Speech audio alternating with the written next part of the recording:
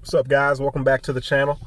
Um, Feels good. It feels good to get a big time win against the South Carolina ball club that's been playing some really good football these past few weeks, and obviously upset Georgia, and then went and had the Florida Gators on the ropes a couple weeks ago, and came into Neyland Stadium, and we had something for them. Man, played a phenomenal game. Went out there and really handed it to those guys. I mean, I think the way the O-line's playing is, phenomenal. The way the quarterbacks played, Garantano had a big day, especially when you consider all the kind of the turmoil he's been through, and just, you know, everyone kind of bashing him. His confidence has to be down, and he goes out there and delivers a big time game. And obviously JT Stroud came in there as well and did a phenomenal job in a little bit of more limited action, but did a phenomenal job. The two quarterbacks combined for over 350 yards and 2 touchdowns, no interceptions. I mean, they played phenomenal. Super pleased with them. And something that's pretty cool, man. It seems like we come on here, we kind of mention some things on this channel, and not just this channel, but just Vol fans in general on social media and stuff. And you kind of see Pruitt do it in the games, right? Like, I heard a lot of guys talking about the orange pants on social media. They didn't go out there against Mississippi State, we wear orange pants. I've heard a lot of guys say Juwan Jennings needs to be the starting quarterback this week against South Carolina. And you know what? He was the starting quarterback. He was the first quarterback to go in the game. So, he seems to be kind of listening to us, and it's actually kind of paying off for him, man. I think he's really turned this thing around. Like I said, the offense is really, really improving each and every week. I think getting Maurer back is going to be huge. I think we're still going to be much better with him, but it feels good to know that if Maurer goes down, that we have other guys that could potentially continue to kind of carry the ball for him. And that's absolutely fantastic. Juwan Jennings continues to be an absolute dog. We're going to miss the heck out of him and Callaway, and we're going to miss those guys. Dale Taylor, Dane Batuli, even Nigel Warrior now. He's a guy that used to get on my freaking nerves, but these past few weeks, he's been playing fantastic, absolutely fantastic. He's coming downhill fast. He's making open field tackles. He's covering guys in the back end. He's playing phenomenal ball, man. You see Sean Schamberger, he's playing phenomenal ball back there in the secondary. The corners are locking it down. Doesn't matter if it's Bryce, if it's Kenneth George, if it's Alante Taylor, they're all locking it down.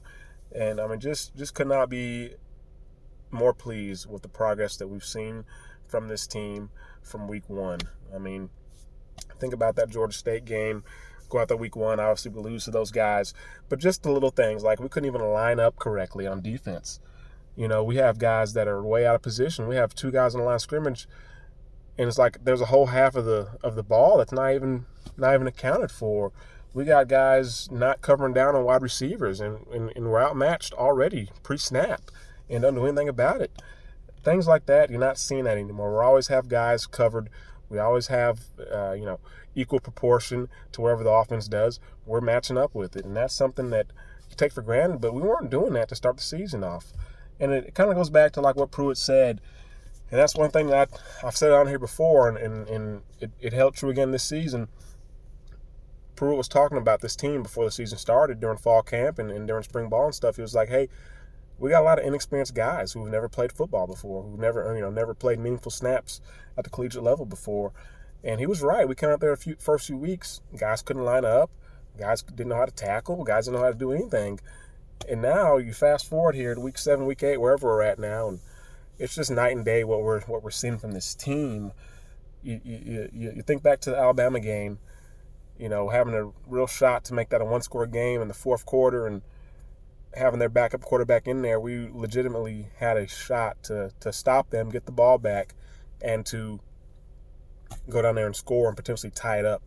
We really had a real shot, especially if Maurer's still in that game. We had a real shot in that game. And, you see what we did against Mississippi State, and also what we did this week against South Carolina.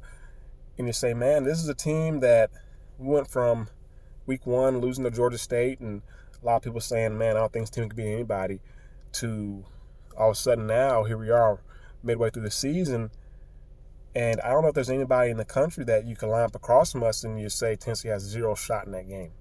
I think we really have a shot against anybody, and I think people are taking note of that. I really do, man. We've improved so much, and it's just phenomenal what this coaching staff has done. And let's not forget these players, okay? They've done a lot to ignore the noise, to continue to work hard and have that confidence, continue to believe in what Pruitt's preaching despite the rough start. It takes a special type of guy to do that. And it takes a special type of leader in Coach Pruitt to be able to continue to lead that ship and to kind of morale the troops to keep marching in the same direction. He's done a great job. I'm so pleased with what we're doing here. And it finally feels like, at the University of Tennessee, it finally feels like we are going in the right direction. We have a team we can be proud of. We can go into Saturday and expect to win no matter who we're playing, expect to at least be in the game, give them a competitive game, to be competent on offense and defense, to not have guys running wide open down the field. I mean, just to go out there and play big boy football. And we're doing that now on a consistent basis. And let's just see if we can continue to build on that and do that for the rest of the season, not run out of gas, and finish this thing off the way we can, because we can really finish this thing off really strong. It's going to be huge for recruiting, get some more guys in here, because we need more talent. We need more talent. We just lost Owajari, who was going to be a big-time pass rusher for us, to LSU. I thought we had a real shot to get Eric Gilbert. He went to LSU as well, and we got to continue to build on that. And I think we have a real shot. We have Jay Hardy, who I think is going to commit to us next week. I know he said he's going to commit on November the 6th. He's going to announce his commitment. And I'd bet it was Tennessee. I'm betting it's going to be Tennessee, because he obviously just had his official visit during the South Carolina game, and then he went on Twitter the next day, I believe, and announced that he was going to, commit on November the 6th. Right after the visit, he announces he's going to commit, and he did an interview with a guy from Rivals, I believe it was, and said, hey, I know I'm a big recruit in my state, and I know a lot of guys are going to kind of follow me. Once I commit, they're going to want to come to where I'm going. And he says, hey, I feel like my commitment is going to get a lot of guys to really buy in and want to go help rebuild a program as well. And so I'm not sure who his top 4 or 5 choices are, but I'm pretty sure they're all big-time programs like Alabama and stuff like that. I don't think any of them are teams that need to be rebuilt besides Tennessee. And so to me, everything he's saying lines up that he's going to commit to Tennessee, and I really believe that, and I felt that way for a while about this guy. And nothing that I've seen lately does anything to dissuade me from feeling that way. But, like I said, man, I really like the direction of this program. Hopefully we can get some more commits and continue to build on what we have here. But we're a young team. We're a young team. You look at who we're going to lose after this year. I mean, obviously Nigel Warrior is going to be gone. We're going to be losing Dale Taylor, Dan Batuli. That's one that really hurts, losing Batuli. It's going to hurt big time. Obviously, losing Jawan Jennings is going to hurt. Losing Marquez Callaway is going to hurt. Believe we're going to lose Brandon Kennedy and could possibly lose Trey Smith if he decides to go pro. But other than that, we're not losing anybody. Everybody else is coming back. So that's encouraging. And just got to continue to get young guys to come in here and give us some more depth and potentially come in here and be immediate contributors for us. I think we can do that. But just so pleased with this team. If you just think back to the South Carolina game, you just look at that. Came out there, it was 21-17 at the half, and we go out there the second half and shut them out. Absolutely just stifle their offense. Put up 24 points in the second half. Yeah, 2 of those points were 2 of those touchdowns were special teams, but still went up there, put up points. We were moving the ball at will pretty much. And for our defense to play the way it did, lights out, like it's done pretty consistently the past few weeks. I mean, just so encouraging to see that. And I feel really, really confident with everybody else left on our schedule. We got through the tough part of our schedule, and we're in position to make a good push here at the end of the season and potentially finish this thing out really, really strong and finish with a record that no one gave us a chance to finish with after we started the season the way we started. And just can't tip your hat enough to Pruitt and what he's done with this team and turn them around. Jim Chaney as well deserves credit for getting creative, doing some more Wildcat stuff, doing some more run game, giving these quarterbacks some help and not just going out there and trying to win the game with the quarterback's arm when you know they can't do it. And Will Friend getting the O-line playing the way they're playing. Biggest improvement on the team, probably. And just tickled to death about it. Got a big test this week against UAB, a team that's won some games. No meaningful games, but still a team that has some confidence and they won some games and they think that they're about something. And so they're going to be coming to Neyland Stadium probably expecting to win. And that's the thing, man.